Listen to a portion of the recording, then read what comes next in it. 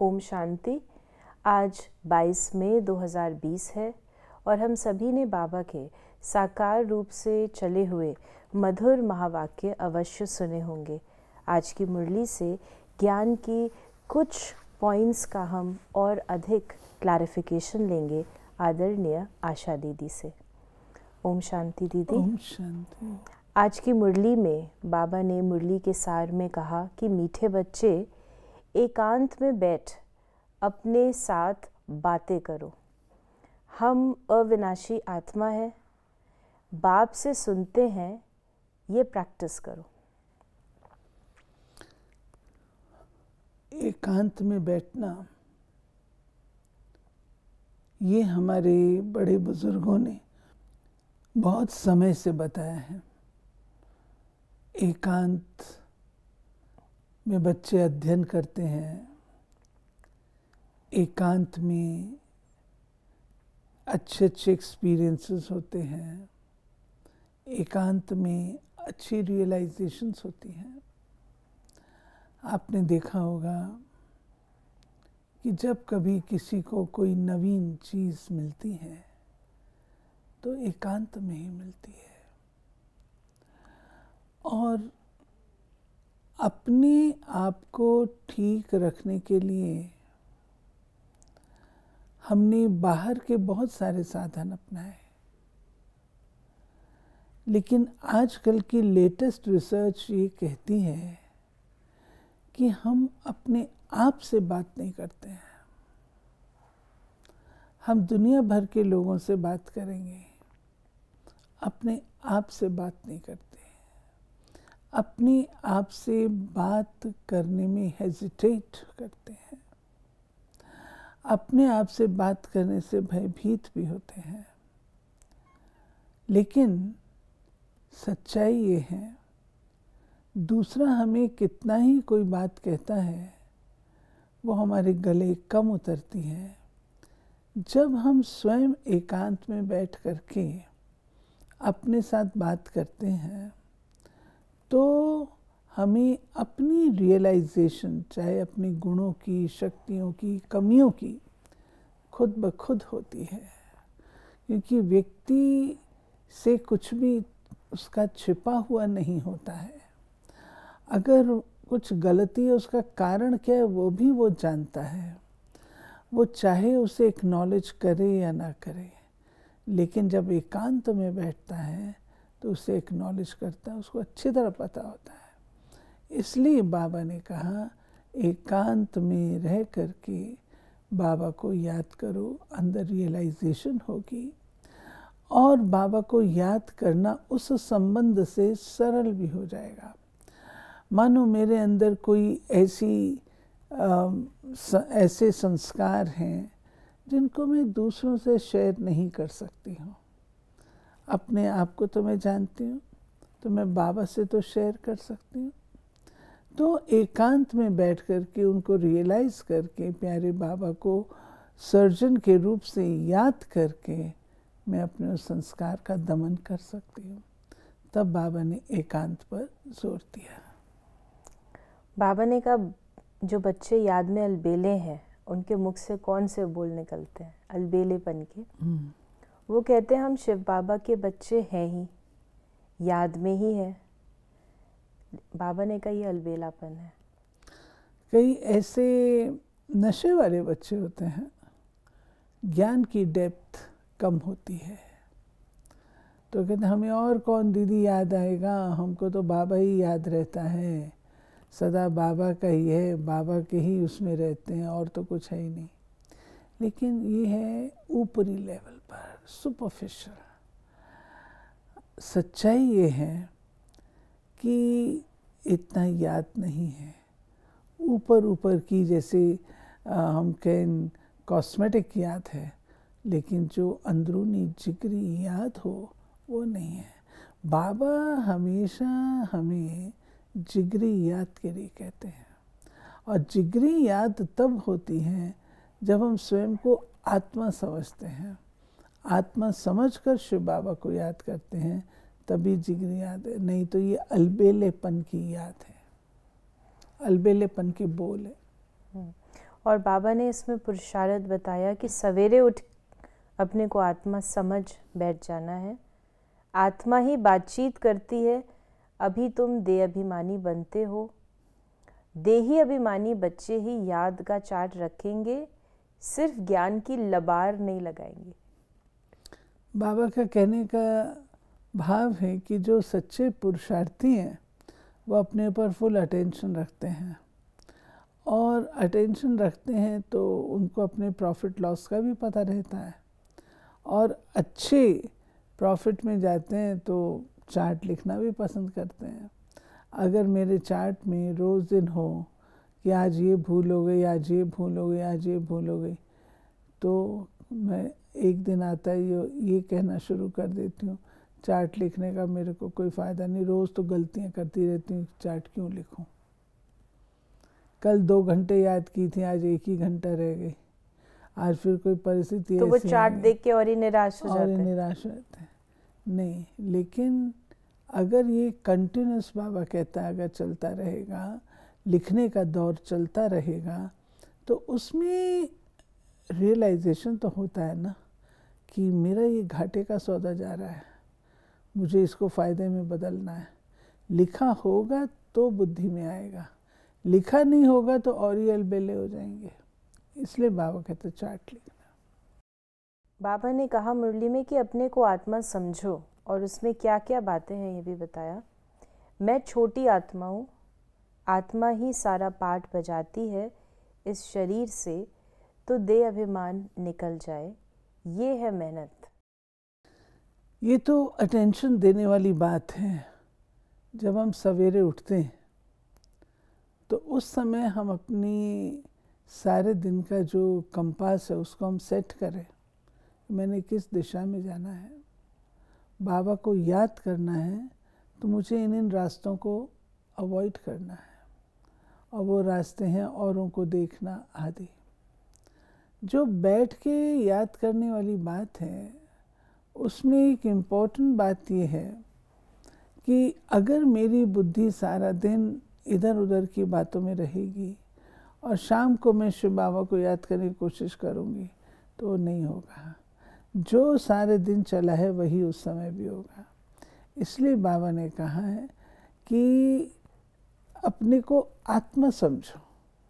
जब हम अपन को आत्मा समझते हैं, मैं आत्मा हूँ, बिंदु हूँ, बिंदु में सारा पार्ट भरा हुआ है, अपना पार्ट प्ले कर रही हूँ, इस समय पार्ट नूंद रहा है, तो रिस्पॉन्सिबिलिटी आ जाती है कि कल्प कल्प का होने वाला है, तो उसमें फिर अटेंशन जाना शुरू हो जाता है। बाबा आत्मा इसीलिए बार बार कहते हैं। और बाबा ने आज बिंदी के लिए भी कहा कि तुम्हारे में थोड़े हैं जो यथार्थ रीति समझते हैं और बुद्धि में रहता है कि हम आत्मा छोटी बिंदी है। आत्मा तो है, लेकिन बाबा ने कहा आत्मा छोटी बिंदी है, ये यथार्थ याद नहीं रहता, समझते नहीं है। आत्मा छोटी बिंदी से बाबा का भाव ये है कि आत्मा छोटी है, शरीर की भेंट में बिंदु है, शिव बाबा की भेंट में नहीं। शिव बाबा की भेंट में आत्मा वैसी बिंदु है, जैसे शिव बाबा बिंदु स्वरूप है, ऐसे आत्मा बिंदु स्वरूप है, और छोटी है, छोटी आत्मा है, शरीर के भेंट में, औरों के भेंट में छोटी है। तो इस छोटी आत्मा में इतना भरा हुआ है, ये कुदरती बात है। तो उसके महत्व को जानते हुए बाबा कहते हैं अपना पार्ट प्ले करना। बाबा ने कहा कि ज्ञान सुनाने वाले तो बहुत हैं, परंतु याद है नहीं। अंदर में वो अंतर्मुखता रहनी चाहिए, सिर्फ पंडित नहीं बनना। ज्ञान सुनाना बहुत ईजी है, लेकिन उस ज्ञान को प्रैक्टिकल जीवन में अप्लाई करना, उसमें मेहनत है। कहना बड़ा सरल है, मैं प्रेम स्वरूप आत्मा हूँ, मैं शांत स्वरूप आत्मा हूँ, लेकिन प्रैक्टिकल में भी तो वो प्रेम स्वरूप दिखाई दूँ ना, शांत स्वरूप दिखाई देनी चाहिए ना। उसको बाबा कहता है ज्ञान की लबाड़ बच्चे बहुत मारते हैं, इसमें 10 चीज़ें और निकाल लेंगे, लेकिन जब उसका एसेंसफुल प्रैक्टिस आती है उसमें बच्चे कमज़ोर पड़ जाते हैं। बाबा ने कहा कि इस समय मनुष्य जानवर से भी बदतर है, जिसके क्यों? लिए बाबा ने ये कहा कि बाबा आप कितने मोस्ट बिलवड हो, जो बाबा कहते हैं कि जो बातें करो सुबह उठ के, कैसे ये विचित्र ड्रामा बना हुआ है, कोई भी ये राज नहीं जानता, ना आत्मा को ना परमात्मा को जानता है। ये राज जो नहीं जानता है, तो बाबा उसको कहते हैं कि वो मनुष्य जानवर से भी बदतर है। बाबा लिखाया करते थे म्यूजियम्स में, Man was never a beast, nor will he ever become a beast, but he has become worse than a beast. जिसका अर्थ ये होता था कि मनुष्य आत्मा 84 लाख योनियाँ धारण नहीं करती, जानवर योनि में नहीं जाती, लेकिन जानवर जैसी बन जाती है। अब पशु को तो फिर भी थोड़ा बहुत सेंस है, माता पिता आदि को पहचानता है, लेकिन आत्मा अपने पिता को ही भूल गई, माता को ही भूल गई, जो उनका आत्माओं का सदा कल्याणकारी, सदा का अनादि अविनाशी पिता है, उसको ही भूल गए। तब बाबा कहता है कि मनुष्य जानवर से भी बदतर हो गए, एम ऑब्जेक्ट भूल गए। बाबा ने कहा कि गरीबों के लिए तो सहज है, साहूकारों के तो लफड़े बहुत रहते हैं। मतलब उनकी दुनिया अपनी होती है और उसमें वो लोग अपना समय भी देते हैं और कार्य भी करते हैं, लेकिन जो गरीब होते हैं उनको तो ज़्यादा ऐसी कोई बातें नहीं होती हैं। रोटी कमाना है, खाना है, प्रभु के गुण गाना है, उनके लिए सहज है। जिन्होंने अपनी बुद्धि का विस्तार बहुत ज़्यादा किया हुआ नहीं है, जो उनको विड्रॉ करना पड़े और तोड़ना पड़े।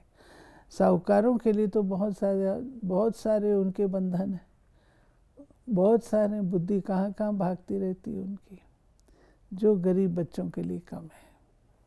बाबा कहते हैं कि मैं आता ही हूँ साधारण तन में, न बहुत गरीब न बहुत साहूकार। अभी तुम जानते हो, कल्प कल्प बाप आकर हमको यही शिक्षा देते हैं कि पावन कैसे बनो। और बाबा ने कहा कि बाकी तुम्हारे धंधे आदि की खिटपिट है, उसके लिए बाबा नहीं आए हैं। ये बात समझने की, हम लोगों ने भक्ति में भगवान को ऐसा बना लिया कि वो सब कुछ करता है, मुर्दे को भी जिंदा कर देगा, मक्खी की टांग भी जोड़ देगा, चमत्कारी कार्यों के साथ हमने भगवान को जोड़ दिया। वो क्या बड़ी बात है। परमात्मा के कर्तव्य की एक पहचान है, जो कार्य कोई नहीं कर सकता वो कार्य परमात्मा करता है। आप सारे इसमें देखेंगे, इतिहास में कोई भी ऐसी हस्ती नहीं हुई है जिसने पतित आत्माओं को पावन बनाया। उनके आने के बाद गिरावट ही गिरावट आई है। उन्होंने स्टेमिंग की, परंतु थमा नहीं, गिरावट की ओर ही आए हैं। लेकिन शिव बाबा आता है, ये परमात्मा के कर्तव्य की पहचान है। जब वो आते हैं तो सारा विश्व चढ़ती कला में जाता है। पतित से पावन हम बनते हैं और सारा विश्व भी उसके साथ साथ पावन बनता है। कलयुगी दुनिया से सतयुगी दुनिया आती है, उसको बाबा कहते हैं। जितना हो सके बस यही चिंता लगी रहे, सतो प्रधान बनना है, तुम हो राज ऋषि। बाबा ने कहा कि राज ऋषि हो तुम। राज ऋषि अर्थात तपस्या किस लिए कर रहे हो? राजभाग के लिए। और राजभाग के हम लालची नहीं हैं, लेकिन वो हमको स्वतः उपलब्ध होती, वो उसका परिणाम है, फल है। इसमें एक फॉर्मूला ये है, इस समय हम जितना स्वयं के राजा समझ करके रहेंगे, उतना ही वहाँ पर हम राजभाग सब पा सकते हैं। तो तप और राज का टोटल बैलेंस है। जितनी तपस्या उतना राज, इसलिए बाबा कहते तुम हो राज ऋषि।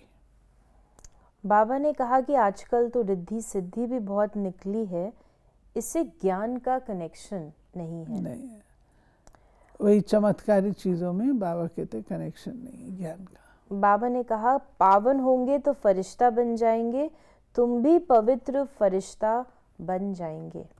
यानी जितना पावन बनते जाएंगे, कंप्लीट प्योर होते जाएंगे, उतना फरिश्ता बनेंगे। फिर बाबा ने आज आत्मा से बातचीत, बाबा से बातचीत, रूह रेहान, ये बहुत इस पे जोर दिया, याद पे।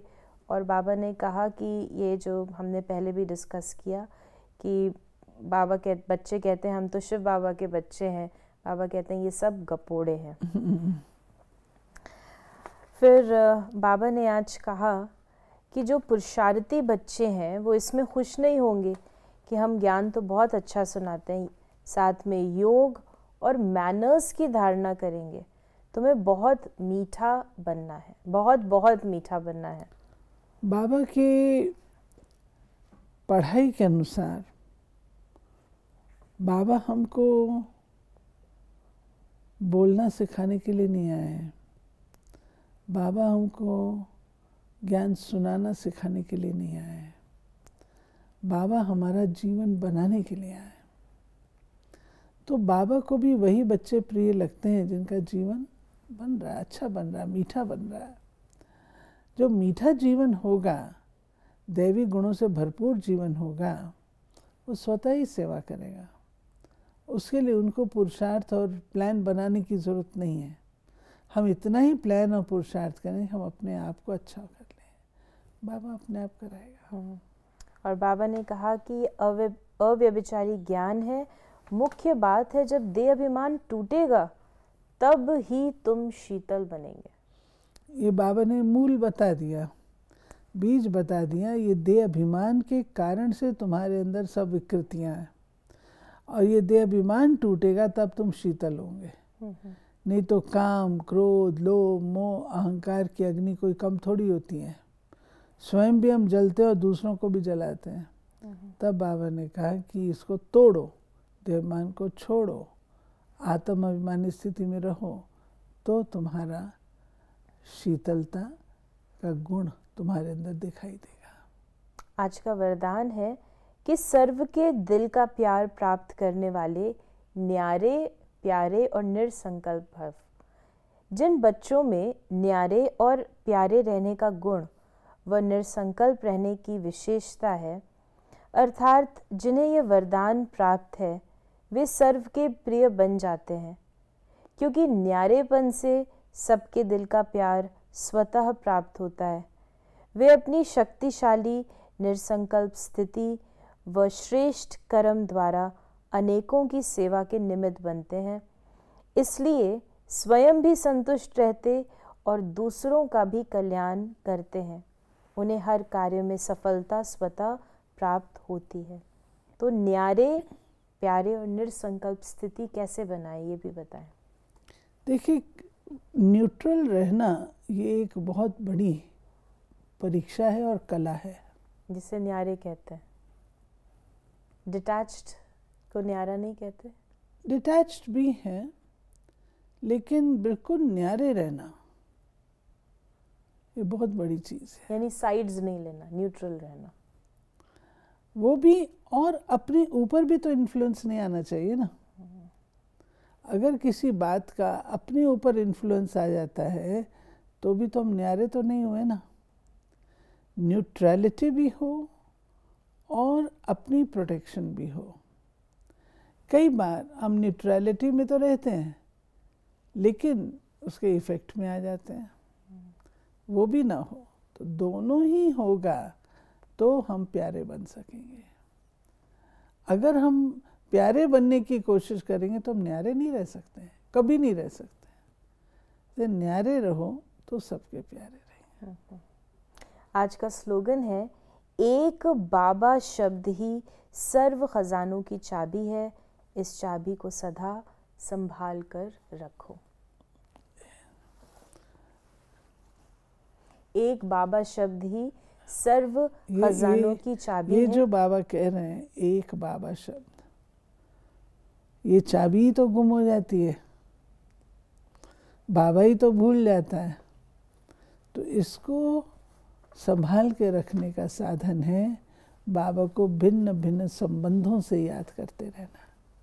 कभी पिता के रूप से, माँ के रूप से, टीचर के रूप से, चलो कोई ना कोई संबंध तो याद रहेगा ना। तो बाबा कहते चाबी आपकी कभी भी गुम नहीं होगी। तो ये थे बाबा के आज के महावाक्यों का और अधिक स्पष्टीकरण, जिसमें बाबा ने विशेष हमें अंतर्मुख हो अपने आप से बातचीत करने को कहा, बाबा से रूह रेहान करने को कहा और याद की यात्रा को बढ़ाने के इशारे दिए। यदि आपके मन में भी इस मुरली से संबंधित कोई प्रश्न है तो आप अपने प्रश्नों को हम तक अवश्य पहुंचाएं। ओम शांति।